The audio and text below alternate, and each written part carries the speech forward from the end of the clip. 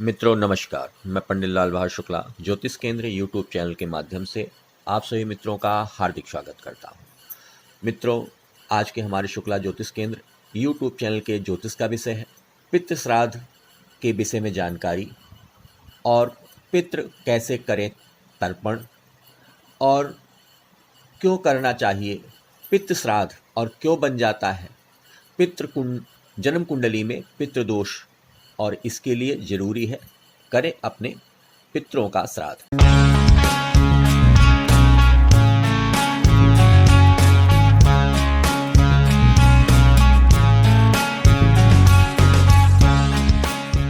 जैसा कि मित्रों, पितृ श्राद्ध का प्रारंभ हर बार हर वर्ष और यह आशु मास के कृष्ण पक्ष से प्रथम प्रतिपदा से प्रारंभ होता है और प्रतिपदा की तिथि से प्रारंभ होकर अमावस्या तिथि तक पितृ विसर्जन तक इसका हमारे हिंदू धर्म में अपनी अपनी तिथियों के अनुसार लोग पितृ श्राद्ध अपने पितरों का करते हैं।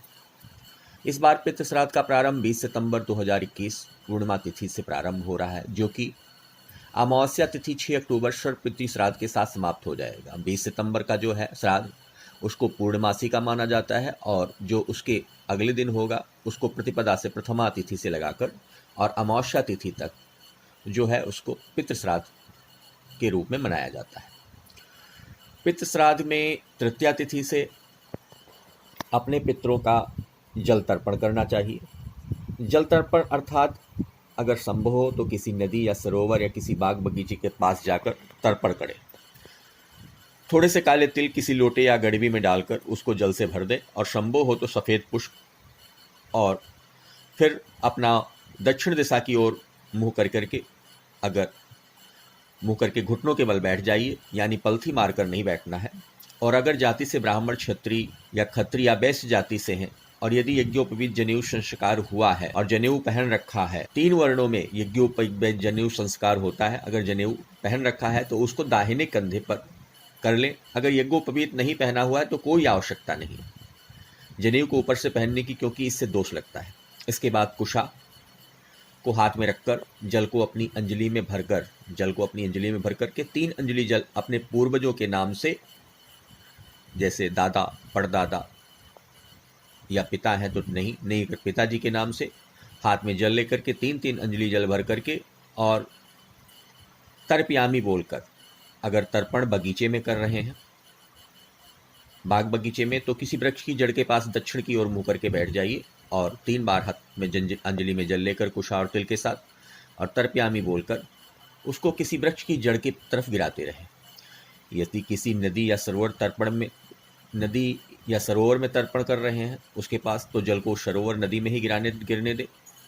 यदि घर में कर रहे हैं तो उस जल को किसी बड़े जल पात्र में, परात या कोई रख लीजिए, तो उस जल को किसी बड़े जल पात्र में गिरा दें, अर्थात बर्तन में गिरा दें। उसके बाद उस जल को पीपल को चढ़ा दें। लेकिन पितृ तर्पण खुले आकाश के नीचे ही करना चाहिए, इसलिए छत के ऊपर करें, खुले आकाश में करें। अब इसके बाद इस तर्पण के जल को फिर से किसी पीपल को, जैसे मैंने बताया कि अगर घर में करते हैं तो चढ़ा दीजिए, लेकिन पितृ तर्पण अवश्य करिए। घर में करिए, बगीचे में करिए, किसी नदी, सरोवर, तीर्थ में करिए। और क्यों करना चाहिए पितृ श्राद्ध? जन्म कुंडली में पितृदोष, ऋण दोष, मातृ दोष, जिस तरीके से मनुष्य के पुण्य और पाप कर्म को कोई नहीं देखता, परंतु रात, संध्या और सुबह उसके पाप कर्म को हर मनुष्य के देखते हैं, उसी तरीके से जन्म कुंडली भी मनुष्य के पूर्व जन्म के किए गए हुए कर्म के साथ उसके जन्म समय और जन्म तारीख और जन्म माह के साथ उसके पूर्व जन्म के कर्म के द्वारा वर्तमान जीवन के सुख और दुख निर्धारित होते हैं, जो कि उस जन्म कुंडली में राजयोग, गजकेसरी योग, हंस योग, कोमद्रुम योग, कालसर्प योग, पितृदोष, दरिद्र योग, संकट योग, पुत्र ऋण योग आदि जन्म कुंडली में बने होते हैं, जो कि बताते हैं कि पूर्व जन्म में किए गए मनुष्य के अच्छे और बुरे कर्म क्या थे। उस तरीके से जन्म कुंडली में पितृदोष आदि संबंधित दोष हो जाते हैं। पितृ श्राद्ध में ब्राह्मण को भोजन कराने का महत्व। पितृ श्राद्ध में गरीबों को खाना खिलाने की तुलना ब्राह्मण के भोजन करने से करना मूर्खता है। गरीबों को भोजन कराना आपका अच्छा कर्म है, धर्म नहीं, क्योंकि जो आपको यह नहीं पता है कि जिस गरीब को भोजन करा रहे हैं वो गरीब कल को किसी की जेब काट रहा होगा, किसी की हत्या कर रहा होगा, किसी का बलात्कार कर रहा होगा, फिर किसी प्राणी जीव जंतु की हत्या कर रहा होगा। गरीबों को भोजन कराना, गरीबों की सेवा करना पाप नहीं है, यह आपका अच्छा कर्म है जो आपके भगवान की कृपा के द्वारा प्राप्त होगा। परंतु पितृ श्राद्ध एक धार्मिक कृत्य है। शास्त्र के द्वारा ब्राह्मण के मुख में पितृ तीर्थावास होता है, इसलिए ब्राह्मण को भोजन ही कराना पितृ श्राद्ध में आवश्यक है। ब्राह्मण का इसलिए पितृ श्राद्ध का भाग ब्राह्मण को भोजन कराने के द्वारा दक्षिणा आदि देकर और उसको प्रसन्न करना चाहिए। जो पितृ श्राद्ध में भाग होता है 4 भाग, उसमें से 1 भाग निकालिए श्राद्ध करते समय, उसमें से 4 ग्रास अवश्य निकालें। 1 ग्रास जो होता है अग्नि का होता है, दूसरा ग्रास जो होता है गऊ का होता है, तीसरा ग्रास जो होता है श्वान अर्थात जिसको कहते हैं कुत्ते का होता है, चौथा भाग जो होता है कौवे का होता है। इसी तरीके से 4 भाग में एक जो भाग होता है वो अग्निदेव को अवश्य देना चाहिए, क्योंकि स्वाधा के द्वारा ही पितरों को जो होता है वो भाग अग्नि के द्वारा पितृलोक में प्राप्त होता है।